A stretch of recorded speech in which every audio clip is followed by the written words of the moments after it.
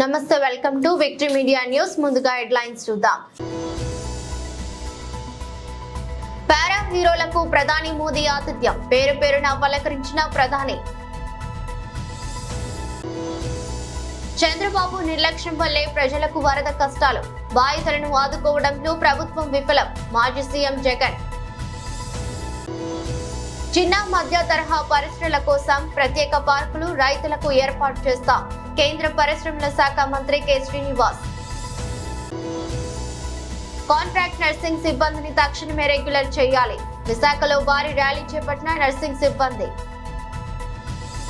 Paris లో జరిగిన Paralympics లో పతకాలు సాధించిన అథ్లెట్లను ప్రధాని నరేంద్ర మోదీ మరోసారి అభినందించారు తన నివాసంలో ఏర్పాటు చేసిన ప్రత్యేక కార్యక్రమంలో ప్లేయర్లతో మోదీ ముచ్చటించారు క్రీడా మంత్రిత్వ శాఖ నెట్ లో పోస్టు చేసిన 43 సెకండ్ల వీడియోలో పతక విజేతలను కొనియాడిన మోదీ ప్రతి ఒక్కరితో మాట్లాడుతూ కనిపించారు ఇందులో కేంద్ర క్రీడా మంత్రి మన్సుఖ్ మాండవ్య భారత పారాలింపిక్ కమిటీ అధ్యక్షుడు దేవేంద్ర జైషూరియా కూడా ఉన్నారు 10 మీటర్ల ఎయిర్ రైఫిల్ ఈవెంట్ లో స్వర్ణాన్ని నిలబెట్టుకున్న అవని లేఖరా మీ మద్దతుకు ధన్యవాదాలని రాసిన టీ-షర్ట్ ను ప్రధానికి బహుమతిగా ఇచ్చింది కాంస్యం సాధించిన జుడోకా కపిల్ పర్మర్ ప్రధానితో ప్రత్యేకంగా ఫోటో దిగాడు అతడి పథకంపై మోదీ సంతకం చేస్తూ కనిపించారు కాంస్యం సాధించిన తెలుగమ్మాయి జీవాంజీ దీప్తిని కూడా ప్రధాని పలకరించారు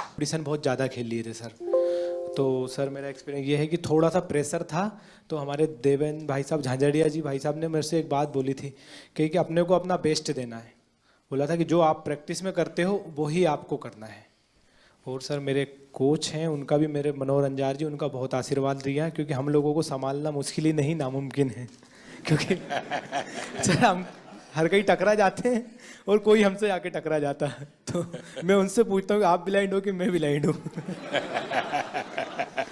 सर बहुत बार ऐसा होता है तो बस सर के हाथ पकड़ के चलते हाथ पकड़ के आते हैं तो थोड़ा बहुत जो दिखता है उसमें अपना काम कर लेते हैं सर और सर आपका बहुत आशीर्वाद रहा। अच्छा कपिल उस दिन तुमने मुझे बताया कि स्टेडियम में से कपिल कपिल कपिल इतनी आवाज आ रही थी जी सर तो मैं मेरे कोच की सूचनाएं सुन नहीं पा रहा था वो मैं एक्चुअली एक्सपीरियंस करना चाहता हूँ कैसे आपके कोच कहाँ है सर हाँ जरा बताइए क्या मुश्किल होता है।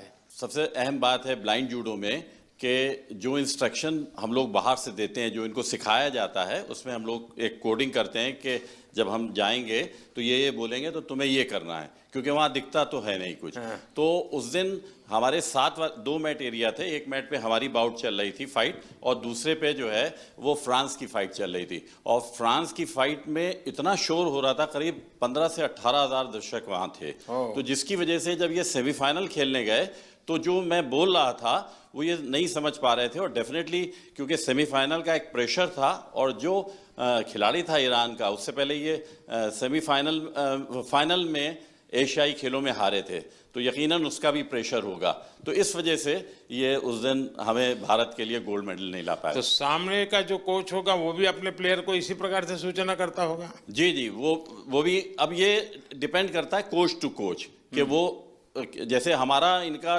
टाइप जो भी हमारे कोचेज और जो खिलाड़ी उनके साथ ये है कि हम लोग ये देखते हैं कि कौन किस तरीके से सिखाता है तो हम डिफरेंट उसकी जो है सोच में मतलब कोच को भी औरों से अपने आप को अलग सीक्रेट रखना पड़ता है बिल्कुल बिल्कुल अच्छा। क्योंकि वही चीज हम कहेंगे वो कहेगा तो फिर नहीं समझ पाएगा। अच्छा आपको अगर इसको कहना है कपिल को जी कि कपिल बाएं ओर से ठोको तो क्या बोलेंगे आप?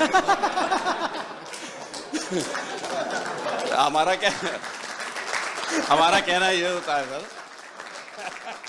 ऐसा ही होता है ना सर हाँ बोलते कि हम मार दे तो मैं सर अटैक तो करता हूँ कभी खाली चला जाता तो वापस खड़ा हो जाता। लेकिन टेक्निक का नाम बताते हैं जो पोजीशन आगे पीछे पाँव की दिखती है तो वो टेक्निक का नाम जो इनको सिखाया होता है वो बताते हैं तो फिर ये वो अप्लाई करते हैं क्योंकि कहाँ पर ऑफ बैलेंसिंग हो रही है आगे हो रही है पीछे हो रही है तो वो टेक्निक बताते हैं। तो आप सामने वाले की पोजीशन भी बताते होंगे। जी जी जी बिल्कुल उसके जो मूवमेंट होते हैं जैसे उसने आगे किया वेट उसका आगे जा रहा है तो हम आगे वाली टेक्निक उसको मार सकते हैं ऐसे ही अगर उसने पीछे वेट किया या पीछे मूव कर रहा है तो पीछे वाली टेक्निक बताते हैं और जिससे कि हम उसके तो पॉइंट लेते हैं। आप जब वहाँ बैठे होते हैं तो आपके भी हाथ पैर हिलते होंगे बहुत ज्यादा बस नहीं चलता कि हम लोग भी मैट पे चले जाएं तो कोच सर చంద్రబాబు ప్రభుత్వ నిర్లక్ష్యంతో విజయవాడ మాదిరిగా అతలాకుతలమైందో అదే తరహాలో ఏలేరు రిజర్వాయర్ రైతులను ముంచేస్తుందని వైసీపీ అధినేత మాజీ సీఎం జగన్మోహన్ రెడ్డి అన్నారు. పిఠాపురం నియోజకవర్గ పరిధిలో ఏలేరు ముంపు గ్రామాల్లో ఆయన పర్యటించారు.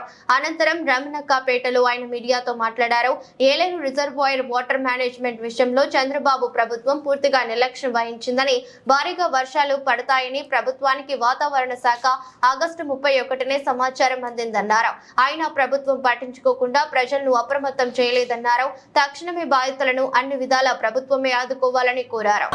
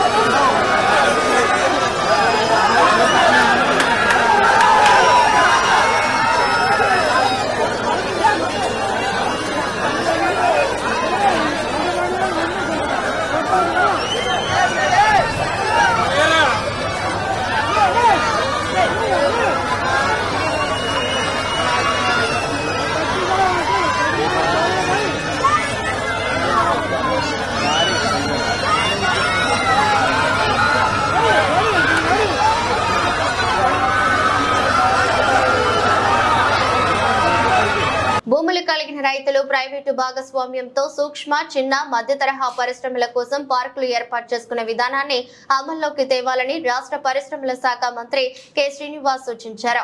అమరావతిలో ఆయన మీడియాతో మాట్లాడుతూ రాజధానిలో ఎలాగైతే రైతు భాగస్వామ్యంతో వారికి లబ్ధి చేకూర్చామో అదే తరహా విధానాన్ని ఎంఎస్ఎంఈ పార్కుల ఏర్పాట్లను అవలంబించాలన్నారు. పూణే వంటి చోట్ల ఇలాంటి విధానం అమల్లో ఉందని అధికారులు చెప్పగా అలాంటి విధానాలను పరిశీలించి రాష్ట్రంలో మెరుగ్గా అమలు చేయాలని అధికారులకు సూచించారు. పరిశ్రమల ఏర్పాటులో అర్థం లేని నిబంధనలు తొలగించాలని, సులభంగా అనుమతులు ఇవ్వాలని సీఎం ఆదేశించారు. నిర్దేశించిన సమయంలో పరిశ్రమల ఏర్పాటుకు ఏ అధికారి అయినా, విభాగం అయినా అనుమతి ఇవ్వకపోతే ఆటోమేటిక్ గా అనుమతులు పొందే విధానాన్ని అమల్లోకి తేవాలన్నారు. రివ్యూ మీటింగ్ భాగంగా ఫస్ట్ మీటింగ్ కాబట్టి 14 to 19 ఈ ఎంఎస్ఎంఈ ఇండస్ట్రీస్ని ఎలాగా ప్రమోట్ చేశాము, అలాగే 19 to 24 ఏ రకంగా అది ఇబ్బంది పడింది, ఈ ఇండస్ట్రీస్ని ఎలా ప్రమోట్ చేస్తే బాగుంటుంది అనే దాని మీద డిస్కషన్ జరిగింది. ఫస్ట్ ప్లేస్లో ఏంటంటే గత టీడీపీలో లాస్ట్ గవర్నమెంట్లో ఎలాగైంది అండ్ ఈ గవర్నమెంట్లో ఏ రకంగా మీరు మాకు అంటే వే ఫార్వర్డ్ ఎలాగ ఉంటే బాగుంటుందని కూడా క్వశ్చన్ చేస్తూ దానిలో ఒక గైడెన్స్ అయితే మాకు దొరికింది. దాంట్లో ముఖ్యంగా అంటే 14 to 19 మనందరికీ తెలిసిందే, చాలా ఎంఎస్ఎంఈకి చాలా మంచి గ్రోత్ ఇచ్చాం. ఎందుకంటే ప్రతి నియోజకవర్గంలో కూడా ఒక ఎంఎస్ఎంఈ పార్క్ ఎస్టాబ్లిష్ చేయడానికి ల్యాండ్ సేకరించడం జరిగింది. అలాగే ఎంఎస్ఎంఈ డెవలప్మెంట్ కార్పొరేషన్ కూడా 2018లోనే పెట్టడం జరిగింది. ఈ ఎంఎస్ఎంఈ డెవలప్మెంట్ కార్పొరేషన్ ద్వారా చాలా ఎంఎస్ఎంఈ ఇండస్ట్రీస్కి సెంట్రల్ గవర్నమెంట్తో లింక్ చేస్తూ చాలా ఫండ్స్ని తీసుకురావడం జరిగింది. అయితే 19 to 24 ఏం జరిగిందో మనందరికీ తెలిసిందే. కానీ ఈ ప్రభుత్వంలో ఏం చేస్తుంది, ఎలా చేయాలనే దాని మీద సార్ని డైరెక్షన్ అడగడం జరిగింది. డైరెక్షన్ నిమిత్తం ఆయన మాకు ముఖ్యంగా చెప్పింది ఏంటంటే ఈ ఇండస్ట్రీస్ని మైక్రో, స్మాల్ అండ్ మీడియం ఇండస్ట్రీస్ని మనం ఒక ఇండస్ట్రీ పర్స్పెక్టివ్లో ఆలోచిస్తున్నాం. కానీ దానికి మనకున్న స్ట్రెంగ్స్ ఏంటి, మనకున్న హ్యాండ్లూమ్ స్ట్రెంగ్త్ ఏంటి, అగ్రికల్చర్ స్ట్రెంగ్త్ ఏంటి, అలాగే టెక్స్టైల్ ఇండస్ట్రీ ఏ రకంగా చేయొచ్చు, అలాగే ఇన్ఫర్మేషన్ టెక్నాలజీ, ఎలక్ట్రానిక్స్ మీద ఏ రకంగా, ఎలక్ట్రానిక్స్ అండ్ కమ్యూనికేషన్స్ మీద అక్కడ micro, small and medium industries ఎలా స్ట్రెంథన్ చేయొచ్చు, అలాగే టూరిజం మీద, coir and food processing and all other emerging సెక్టర్స్లో బ్యాక్వర్డ్ అండ్ ఫార్వర్డ్ లింకేజెస్ ఏ రకంగా ఈ ఇండస్ట్రీస్కి చేయొచ్చు, ఈ ఇండస్ట్రీస్ని ఈ అన్ని డిపార్ట్మెంట్స్లో కూడా మనం ఎలా డెవలప్ చేయొచ్చు, అలాగే సెర్ప్ డిపార్ట్మెంట్లో కూడా మనకి డ్వాక్రా సంఘాలు ఉన్నాయి, వాటిల్లో కూడా ఎలాగ ఈ మైక్రో అండ్ స్మాల్ ఇండస్ట్రీస్ని తీసుకురావచ్చు, వాళ్ళకి ఎటువంటి సపోర్ట్ మనం ఇవ్వచ్చు. అంటే సపోర్ట్ ఇన్ ద సెన్స్ వాళ్ళకి ఒక కామన్ ఫెసిలిటీ సెంటర్, లేకపోతే ఇప్పుడున్న ఎగ్జిస్టింగ్ ఇండస్ట్రీస్ ఉన్నాయో వాళ్ళకి అప్స్కేలింగ్, ఆ ఇండస్ట్రీస్ని ఎలాగ మనం పైకి లిఫ్ట్ చేయొచ్చు, అంటే వాళ్ళకి వాల్యూ ఎడిషన్ అనమాట. ప్యాకింగ్ ఇండస్ట్రీ సపోర్టింగ్ మెకానిజం తీసుకురావాలా, లేకపోతే ఇంకేమైనా ఫెసిలిటీస్ తీసుకొస్తే గవర్నమెంట్ వాళ్ళకి వాళ్ళ తాలూకు ప్రోడక్ట్ని మార్కెట్లోకి సేల్ చేసే విధానాన్ని తీసుకొచ్చే ప్రయత్నం చేయమని చెప్పడం జరిగింది. ఇప్పుడు హ్యాండ్లూమ్ ఇండస్ట్రీ ఉంది, వాళ్ళకి ఏ రకంగా మైక్రో ఇండస్ట్రీస్ సపోర్ట్ ఇవ్వచ్చు, వాళ్ళకి కామన్ ఫెసిలిటీ సెంటర్స్ కూడా ప్రొవైడ్ చేయొచ్చు. సో అలాంటిది అంటే టెక్నాలజీని కూడా దగ్గర తీసుకొచ్చే ప్రయత్నం. ఇప్పుడు హ్యాండ్లూమ్ ఇండస్ట్రీస్కి కొత్త మెకానిజమ్స్ వచ్చాయి, అంటే లేటెస్ట్ మెషినరీస్ వచ్చాయి. ఆ మెషినరీస్ని ఒక కామన్ ఫెసిలిటీ సెంటర్ కింద వాళ్ళకి ప్రొవైడ్ చేసే అవకాశం ఉంటుంది. అది ఎలాగా మనం ఇంప్లిమెంట్ చేయొచ్చు, దాని మీద మీరు ఎక్సైజ్ చేయండి అని మాకు ఆదేశాలు ఇవ్వడం జరిగింది.